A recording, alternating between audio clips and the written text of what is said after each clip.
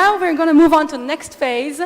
Let me introduce the Wonder Women and super talents of cybersecurity. Now, I'm going to invite the panelists to the stage one by one, but before I do that, I have a request for you here in the audience. We're very lucky with this room, with this auditorium. It has great acoustics. It means you can hear us, but it also means I can hear you. So if you're sitting in the back row and you think I can't hear you, I can. Please be respectful of the panelists and our time here so that we can all have a conversation together. And now I would like to invite our fantastic panelists to the stage. And dear panelists, as you see the Wonder Woman images, each of you has been assigned a seat and a Wonder Woman. So please sit next to your specific Wonder Woman Lego. Our first, I would like to invite, please, Professor Chris Demchak from the U.S. Naval War College. Chris, please join us here on the stage. Chris has so many years of experience. And you know what? This is her 5th time coming back to CyberWeek, so we can't keep you away, and that's fantastic. That's good. Please take your seat. Next up, I'd like to invite Orit Tatarsky. Orit is with the Israeli National Cyber Authority. She has been not just spent decades in cybersecurity, she has been teaching the next generation of cybersecurity defenders because she was the head of the programming school, the IDF programming school for programmers, for engineers, and now she's with the Israeli National Cyber Authority. Thank you so much for joining us. She's a director for national training and awareness. Next up, I would love to invite my friend Liron David.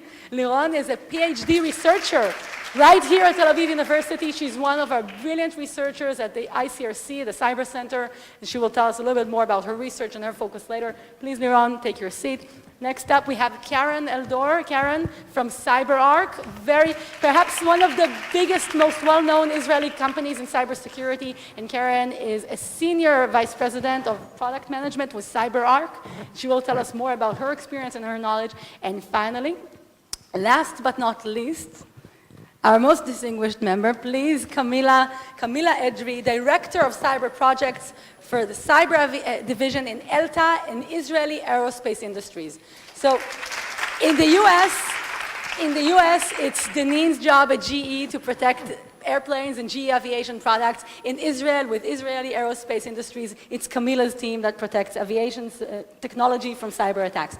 So this is our beautiful panel that I have with us today.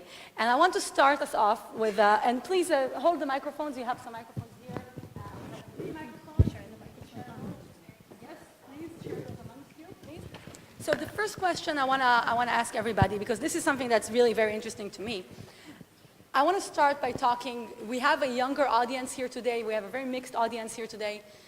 I want to talk about what are the most important skill sets, capabilities, the most important know-how areas of expertise that cybersecurity professionals, women and men, younger women, more experienced women, everybody in the industry, what are the fields of expertise that you feel people need to invest most of their time and attention on right now? And Chris, I know you may have given that some thought, unless one of you wants to jump in, talking about the most important skill sets. Keren, why don't we start with you over there? So at CyberArk, what's the most important skill sets, technical capability or know-how that you like to encourage your team, women and men? What's the most important thing? Okay, so hi everybody.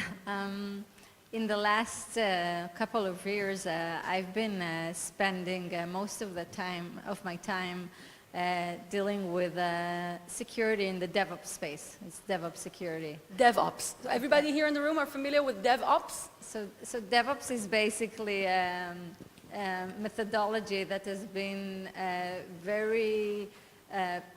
become very popular in the last 6-7 years, I would say, for collaborations between development teams and operation in order to be able to deliver software in a much higher pace and high velocity in order to be more effective and to embrace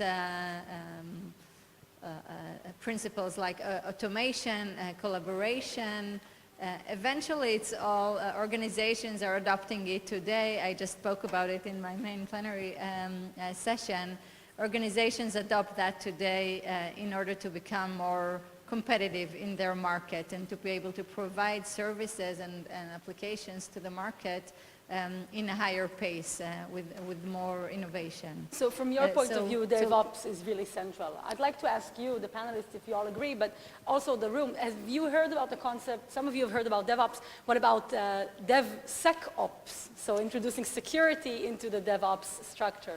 So when you talk about, and probably if you have asked me that 1 or 2 years ago, my answer would have been different. But I think today, as I see this closely, more and more security people are actually have engineering title in their role. We see more security engineering, and there's a reason for that, because more and more of the industry is relying on software delivery, and as security people, we need to adapt ourselves to these changes, to this digital transformation. And coding, and you mentioned that you started with coding, Keren. Yes, but I'm a terrible programmer. Terrible programmer, and I've never been a good one. So security people, they don't need to be, highly skilled coders, okay, or developers, but they need to understand the language. They need to be able to adopt those principles. So if, for example, infrastructure as code is something that we hear a lot in the last few years with cloud adoption. So we're talking a lot today about security as code, okay? Because security as code. Yeah, security as code, and actually some of our products in CyberArk actually implement that. Policies as code, security policies as code. And why? Because you want to embrace the security principles and integrate them into the flows of development. So if my entitled development pipeline, DevOps pipeline, is now built with security inside it, the risk that I'm highly reducing the risk surface of my entire environment. Okay. So coding is definitely is something that we need to be familiar with, I would say, these days in order to be okay, well, I'm specialist curious in to this see term. how many people in the room are programmers. I see we have a large delegation from the Cyber Girls program. Yes, hello Cyber Girls, welcome. So to our international guests, the Cyber Girls program is another national initiative in Israel, and it's comparable perhaps to some of the Girl Scouts initiatives, but these ladies are no Girl Scouts. You're even more proficient in technology. So many of you are programmers. I personally was not a programmer, but I did learn a little bit of computer science. I'm quite notorious for saying that a degree in computer science is not a must. And maybe some of you don't agree. Chris, what do you think about that? I don't think you need a degree. You don't need a degree? I got started. This is not an educational event, although we are in Tel Aviv University. I wanted to make a game. And to make a game, I had to teach myself how to code. But I'm older than dirt in this case. Oh. I coded in Lisp. It was a long time ago, and I used simulation language and things like that. And I think the key characteristic is curiosity. Really, I do think, and the skill you get is a STEM skill, but it doesn't matter which one. It only matters whether or not you're systemic. You have a view, I have a vision, I want something, I'm very curious, I want to know how it works. And then you will find that the tools you need to know how it works will come to you naturally. You'll want to know how to use those tools. And then things will begin to open up for you. And I mean, I'm in the field of cybersecurity, but that wasn't my plan. I was going to be a biochemist. Cool. You know, that wasn't where it was going to go. But I think if you start that way with the coding skills you have, or if you don't have them yet, but you know what you'd like to do, like the young person who was just here, robotics. I would love to start my life over and say, I'm going to build robotics. That's where I'm going. And if you start with that and simply don't give it up and don't get discouraged, I think this is part of the key for your young people. Because you will be told by a lot of people, oh, you're a geek. I'm a proud geek, very proud geek. Exactly. But I mean, that to me, you disagree. You don't have to start as a hardcore programmer. That's it. And then you move on with your curiosity. I couldn't agree more, and curiosity is key, and robotics is absolutely where, a lot of things come together. IAI, I know that Israeli aerospace industries, you build drones and rockets and things that we can't say anything about because they're so secret. But I know that you have also hosted delegations of young future scientists and girls. Engineers of the future. Yes, the engineers of the future, exactly. I first want to refer to what Chris said. You took my answer. Yes, I think curiosity and the capability to learn alone, to find your own answers. A story from my home. I have only boys at home, and my boy was trying to get to one of the cyber programs, and there was a questionnaire on the internet. And at first he was looking for the answers on the internet, and I was saying, wait, you're cheating. But then I said, no, it's okay, because you don't need to reinvent everything. That's great. That's great that you're trying to go to the next step and not do again what was already there. And I think that looking for the next thing and trying to learn on your own, because cyber is ever changing, whatever you learn now will help you maybe in the future, but is not relevant. Yes, I come from coding. Yes, I was a software department manager for many years, and it's helping me, but it's not the only capability. I think really curiosity and the capability to learn on your own is the key program, the key capability you need. And yes, we have our program of engineers of the future, and I think that we're not just focusing on cyber, we're focusing on everything that is related to engineering. And I like to say that in IAI we have one of the biggest sandboxes that you can have, because so you can play in the sandbox, build things. Just tell someone that you can hack drones, airplanes, satellites, radars. Who wants to hack drones, satellites, and airplanes? I do. Sign me up for that. Fantastic. We have everything in IAI, so it's really an exciting place to try for the non-regular cyber, not just the regular IT, but the really special things that and that's one of the trends, it's one of the departments that we have in our cyber division. Fantastic. Israeli aerospace industries, Tasya Avirit in Hebrew for our younger audiences. Thank you so much for that, Camila. And Liron, if you don't mind, from the academic point of view, what do you think is that important skill set that security and academics and professionals in the space need to have? Yeah, okay. So, hi everyone. So since I come from the academia, from the university, so I think what is the very important thing is to collaborate between the academia and the industry. And one way to achieve that is for the researcher to be with one leg outside, so to know what is what is outside, what is the need outside, and in that way to bridge the gap between the industry and the academia. So when you say outside, you're referring to businesses, to industries, startup, yeah, things that are really practical solution outside. And I think here in Israel we're quite lucky that we have very close collaboration between academic institutions and researchers like Liron and like we have here at the ICRC Center at Tel Aviv University, with big organizations like Israeli aerospace industries, international companies like GE, and startups, innovators. So that close collaboration is going to be key. So how do we create that skill set and create collaborators? I, for one, believe that that's a skill set that women can really bring to the table and excel at, becoming translators and collaborators and people that can build bridges between different mindsets, between the academics, the engineers, the business needs, and I'm hopeful we'll see more of that in the future. Thank you, Liron. So, Orit, did you have a comment on that, or shall I move on to the next question?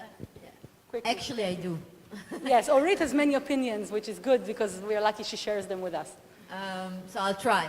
I totally agree with everything you all said, and well, let's have somebody disagree for. But I want to take it from a different angle. Good. I think that we are very focused on when we think about skills and people in cybersecurity.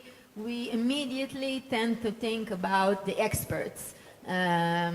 But if you want to create a disruptive technology and create an amazing startup that will change the game and do some exit on one hand, or if you want to handle defense and tackle threats, etc., etc., it's not enough just to look and to focus on the experts. Of course, we need the experts. We don't have enough experts. We need to grow more experts. But that's not all the whole picture. So I think we need to look 360 degrees, and we need to look on multidisciplinary skills.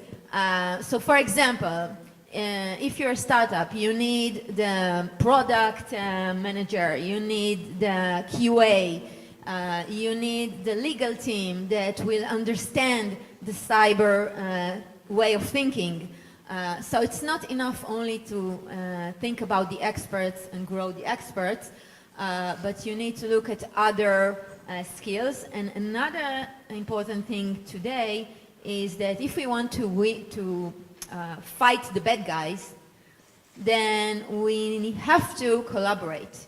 We have to create partnerships, and we have to create trust among partners, some of them government, some of them private sector, that not all the time have the same interests.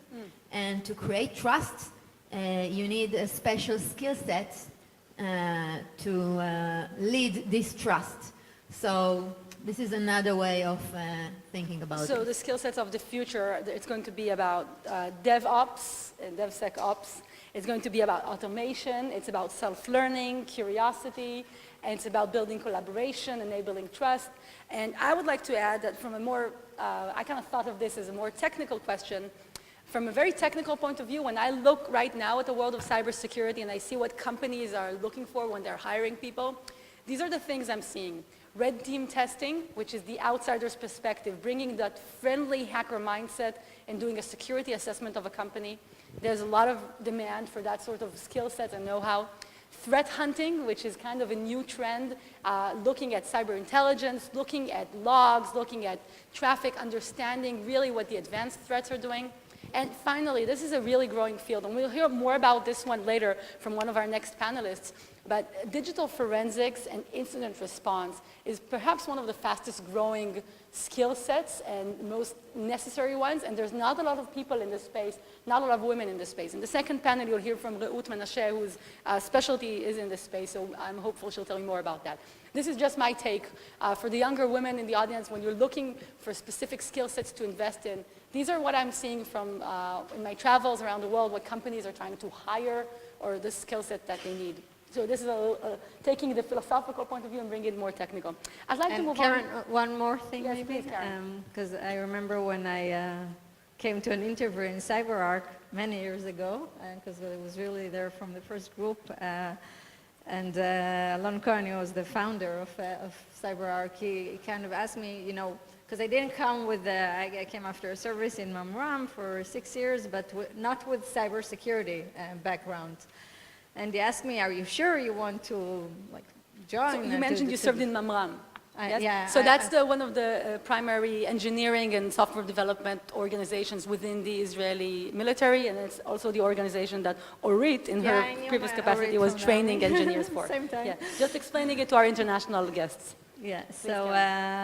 So I came with technology background, obviously, but not with cybersecurity, and I was lucky to meet friends that started CyberArk. And he asked me, are you sure you want to enter this space? You didn't come with that experience. And yeah, I want to try, like I'm 24, why not? And this is really, you know, the message I want to pass here, that, you know, especially for the youngest here, that the youngest women here that are, you know, at the beginning of their path and don't know yet, you know, where things will lead. Try.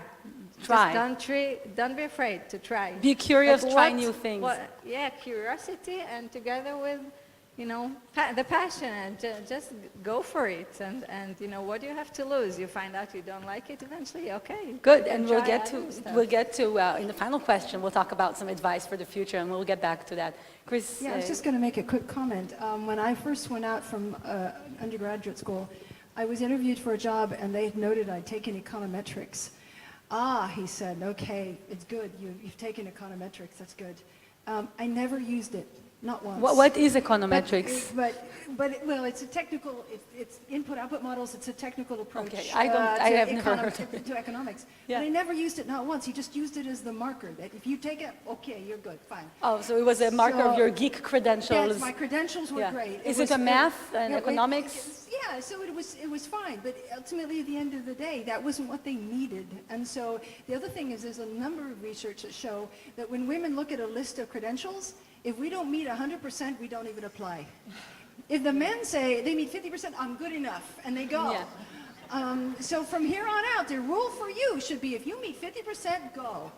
You know? Yeah, absolutely. Thank you, Chris, for that. And now, actually, this brings us forward to my next question. This one's a little bit of a controversial one. Do you think we're going to be replaced by robots, by algorithms, by machine learning, AI, big data analytics? You know, a lot of big security companies are now investing heavily in automation, and that might take out some of the humans in the equation. So do you think that we're going to be replaced by automation? What's your point of view on this? And Chris, if you have, please jump in there. My And I think first thought was Liron's also going. only the boring people will be. Only the boring people were, okay, that's a good one. So only boring people are at risk of being replaced by computers. Good. But seriously, I mean, there's a number of jobs that we don't do anymore that were replaced 100 years ago by technology. And there's a lot of fear. But we also educated people at the level that was needed. When you were replaced, you were no longer cleaning up horse poop, okay? You were educated to do something else. And so the key is really how we educate the future workforce. It's not whether we're going to be replaced. Okay, that's a good optimistic one. Camila, do you have a different point of view? I don't think we're going to be replaced the other way around. We're left with the fun stuff to do. The automation replaces all the black work, the non-interesting, the things that don't really require what you need to think about. And we're left with the things that are really interesting. The cream on the top. Yes, For the human mind to tackle the bigger questions, the bigger problems. The group that does the algorithms in my directorate, I think that this is the most fun group there is. If I can be replaced and go to do some work somewhere, it's with this group. Okay. So this is the most interesting and challenging thing. So that's another lesson for our audience, for our younger audience, thinking about developing algorithms, working with the new automation technologies, working with AI, with machine learning, becoming data scientists, being fluent in the technologies and the know-how that's needed. Liron, does this relate to your research work at the university? So it's close, but for what you said, what you asked before. And please, in the audience, if you could keep it quiet all the way in the back row, I can hear you. Hello. I can hear you over here. The acoustics are such, so please keep it quiet for us. Thank you. I do think that eventually the machines are going to be here and they're going to replace us, but in a good way. I mean, we are still going to be the one that are create them. So for this time, we are going to create them, to create the algorithm, to create the technologies, and then when we finish with that, we are going to create the next thing. We are going to have the next aim, the next goal. So are not going to replace us, but we are going to continue creating, and we are going to push the world forward. Fantastic. Well, that's a very positive outlook. Let's move on to the next question. Now that we've settled the issue of computers and AI, they're not going to take over. We're going to have fun. It's going to leave the best for the humans. That's good. Very positive message here today at this session. Now, my next question to you is about your pathways, and I think you mentioned a little bit about your different backgrounds, how you got into this industry. What I really want to make sure that our audience gets is that there are many different pathways into this world. And it's not, even if I just look at all of the panelists here, you're not all engineers. You didn't all serve in the IDF. Some of you didn't. Chris serves in the U.S., did you serve in the Navy? Army, in the U.S. Army. Camila, did you serve in the Israeli army? No, I did civil service, but in the police. Okay, so national service, a different service. So we didn't all have the same backgrounds or the same pathway. We're not all engineers. We're not all coders. So what do you think is an interesting pathway into this industry now for younger women that are entering? Is it just the army service, or is there more than that? Camila? Okay, you have the microphone. Yeah. I think that there are really many paths with all those programs in the high schools. There is the program of Makshimim, there are all those engineers of the future, and you don't really need just to come from the army. Yes, the army is a great jump start, not just from the technology point of view, but also from the networking, which is really a great thing that I, from the other side, that didn't come from the army, find sometimes hard to get into the close clique of the guys and girls from the army that know before. But yes, there is a path today of not necessarily high engineering degree, although I do have, but I started from there. All those programs that there are in the high school, and also the Army itself today is looking for the irregularities. If before a few years you didn't finish your high school with math and physics or chemistry, you couldn't go into the high technology divisions in the Army. Today they are looking for those that fell from those programs, and they are special. And like it was said here before, we need to look for the diversity. And being diverse, and maybe on your high school years you weren't in the correct path, but you can fix it. And maybe the things that you did out of the ordinary in your high school days will help you later. I absolutely think that the weird things I did in high school are what contributed to my career. Even in the Army days, my hobbies, spending a lot of time online, chatting to hackers, taking apart my computer and learning how to overclock the CPU to make it run faster, or messing around with computer games and things like that, which were my hobbies, are actually what really helped me in my career. So I couldn't agree more. Thank you, Camila. Any further comments on the pathways? Orit, this is your specialty as Director for National Awareness and Training. Yeah, so all the different ways that you mentioned are still valid today, but in the INCD we also try to create engagement and elaborate the ways that people can and women can join. And for example, this coming year we are opening a new program for girls that want to join Shirut Leumi, National Service. For the first time to do the service as cyber girls and not just as secretaries, for example.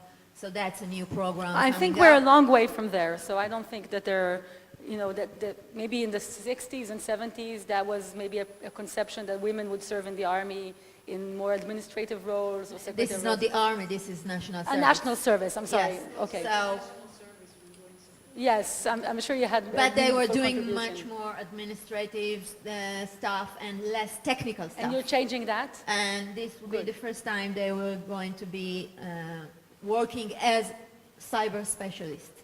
So we are preparing them during their high school, and once they finish the high school, they are going to join the service as cyber specialties.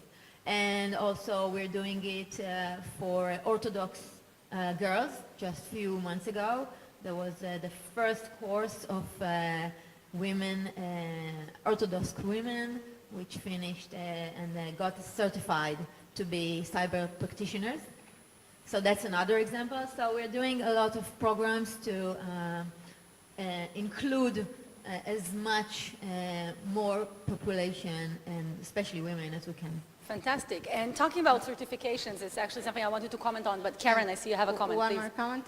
So today really the networking has become much easier than it used to be in the past. So it's not only via your Army connections or academy connections. Only the number of meetups I think that we have today and like related to cybersecurity, and they're free, they're open to everybody who wants to join. I know in CyberArk we started doing a lot of them in the last couple of years, and I see, you just need to register on that, and all of these organizations like She Codes that was mentioned before, Women in Cybersecurity, all of these are, can provide you really great opportunities for networking, for knowing more people in the industry, and, just to hear more about what other women are doing I couldn't find agree your more. role model. Fantastic, Keren. So this leads us to our final question, and this is where we don't have a lot more time, so I want you briefly to give an idea of what would be your advice to yourself when you were 15 or 18 or 25 and kind of starting your path into this world. And I can give you what my advice is, because I would probably do the same things that I did. My advice is, and it's to you as well, our younger audience, it's to show up. Show up. Just physically come to the conferences, the networks, the events, the interviews for companies that want to hire you. Even if you don't think you're qualified for the job, go to the interview. You might be surprised, and they might hire you because you're exactly what they're looking for. Don't decide before you left the room that you don't belong somewhere. Go to that room and see for yourself and make yourself belong there. And that's the advice I followed when I was young, when I went to my first hacker chat room online on the internet, or to my first hacker convention when I was 17. And it was a room with 200 guys and myself, me, and one girlfriend, my girlfriend that I brought with me too, so I'm not the only girl there. If I felt like we didn't belong there, if I walked out and went back home, I wouldn't be here right now. I wouldn't have had the opportunities that my career has provided me. So what is your advice? And this would be our final notes. Please, Chris, let's start with you. One piece of advice. One piece of advice is you find something you're really interested in, you want to know how it works, and ask yourself, can I build a better one? Ooh, and don't give it up. Just don't give it up. That's really cool. Orit, advice to your younger self or to our younger audience? My first advice to myself, my younger self, is keep going. You're doing great. The second advice is don't be so focused on your job, on what you're currently doing, on what your current challenge is. Open your eyes to the whole environment. Keep your connections and your networking as you go along. Keep going to meetings, as you said, and keep your eyes not only straight forward, but wider the spectrum.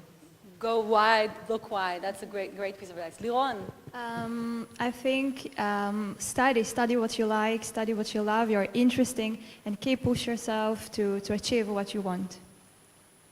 Fantastic. Liron, how many years have you been studying? You have your Ph.D. here at the university. So it's a long way. It's a long way. My undergraduate school, it's for 4 years. It's engineering, it's electrical engineering and computer science. And then 2 years for the master. And then another 3 years now for the PhD. And soon you will be doctor. I have like 1 more year, 1.5, yeah. Very good. Bezat Hashem, yes. Keren, please. So when I first thought of what I would tell myself 20 or 25 years ago, I said, sleep enough, you won't have time later. Kids, job, everything. Get all the sleep you can. Get a good sleep. But really, seriously now, really try it, Don't be afraid when you're young, what do you have to lose, Just try as much as you can, different angles, different options, and then you choose. You can always change, even at the age of 40, you change careers. Very cool. And Camila, finally. The first thing, don't worry, you'll find similar geeks in a few years. You're not alone. That's the first thing. And the second thing, I totally agree with Chris and Keren. Don't go for the 100%. It's totally true. I see men seeing something, a word that comes close to what they know to do, and they go over, and we are afraid if we're not really 100%. Go for the 50, not the 10%, but for the 50. It's good enough, and you'll be surprised how much we will succeed in this. Absolutely. Great piece of advice. Well, please join me in thanking our fantastic panelists. Thank you so much. Thank you, Chris. Thank you, Orit. Thank you, Liron. Thank you, Keren. Thank you, Camila.